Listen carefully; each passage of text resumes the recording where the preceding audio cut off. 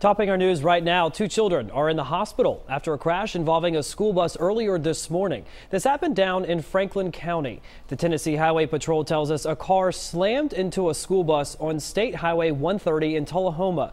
2 children inside the car had to be rescued and were airlifted to the hospital. No children on the school bus were hurt. We'll be sure to update you on our newly revamped website at newschannel5.com as more information becomes available. Pope Francis is continuing to make history here in the U.S. with an unprecedented address to a joint meeting of Congress in Washington, D.C. Thousands of spectators you see there arrived very early this morning for a prime spot outside to watch it all unfold on the jumbotrons. The Pope's address touched on helping the poor, immigration, the environment, and he even urged an end to the death penalty. Pope Francis will end his day with a prayer service at St. Patrick's Cathedral in New York. An unbelievable scene still unfolding at this hour in Saudi Arabia. More than 700 people died today in a stampede at a religious pilgrimage. Hundreds more were hurt in the crush of people heading to the Muslim holy city of Mecca.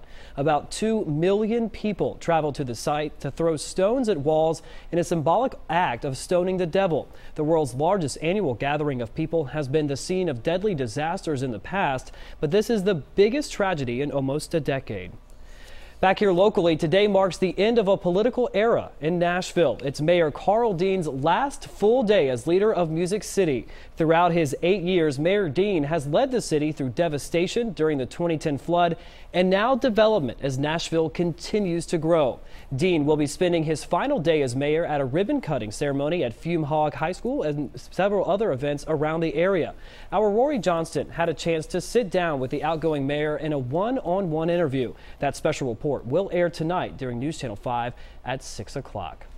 And fans took advantage of a rare free chance to get up close and personal with country music star Blake Shelton. Maybe